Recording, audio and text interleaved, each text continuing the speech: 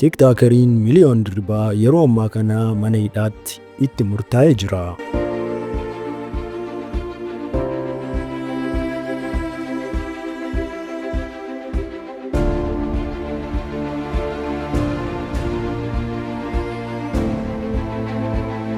Ashamaan akkam jirtu dhaggeeffattootaa fi daawwattoonni chaanaalii keenya baggara chaanaalii keenyaatti nagaan deebitan zuniin jecha har'amoo odeeffannoo bareedaa fi hedduu kan nama hawwatullee akkasumas illee dhaggeeffachuu fi dhaga'uun kan namatti tolu isinii qabannee dhufnee jirra.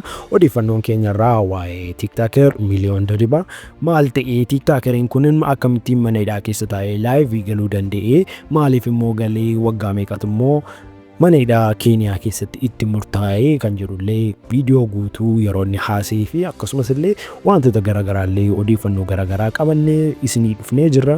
Egaa isinirraa kan eegamu chaanaalii keenya kana subscribe, like fi share gochuun akkasumas illee namoota hedduu bukkeellee akka inni qaqqabu gochaa isiniin jecha. Egaa daawwattoota keenya gara viidiyootti isin haa dabarsu.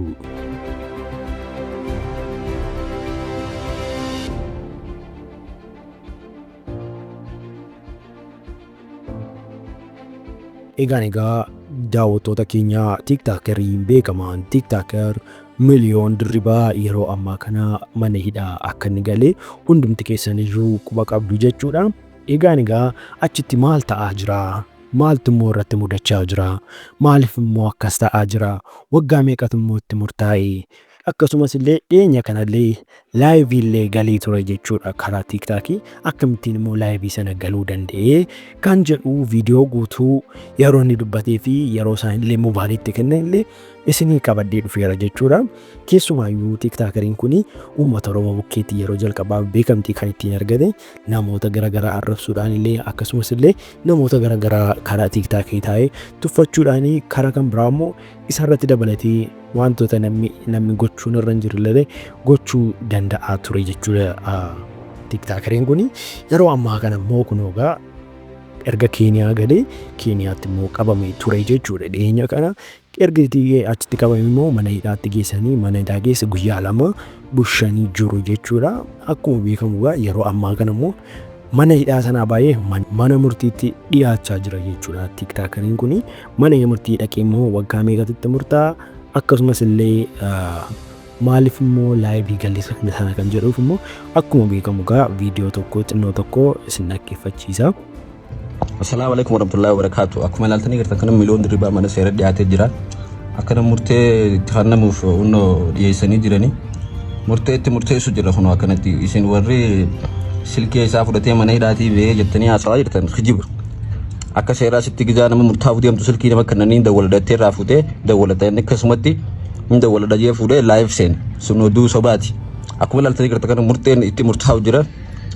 Akkana share godhaa wal biraan ga'a. Oduun kijibaa sun akka fashalaatuuf. Egaa viidiyocha dhageessanitti jechuudha. Akka viidiyocha irratti namoota warra achiitu waraabee warra Miliyoon Dirribaa qabee wanti godhetu waraabee karaa Facebook irratti gadhiisee anis Facebook irraa argeen isinii fide jechuudha daawwattoota keenya.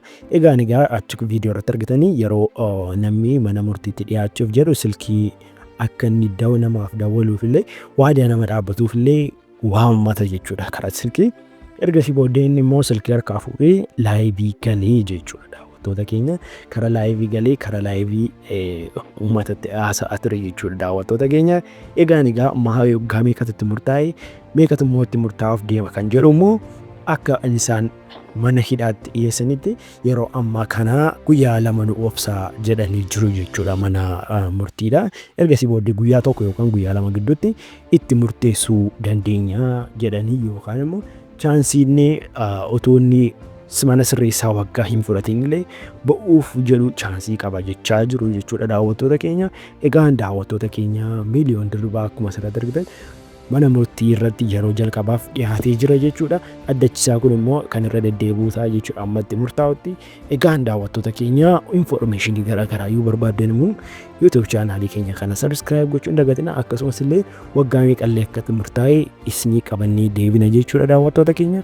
Egaa daawwattoota keenya amma xumura qophii keenyaatti waan nu daawwattaniif galatoomaa isiniin jecha viidiyoo kan biraan amma walitti deebinutti immoo gama kiyyaan nagaatti.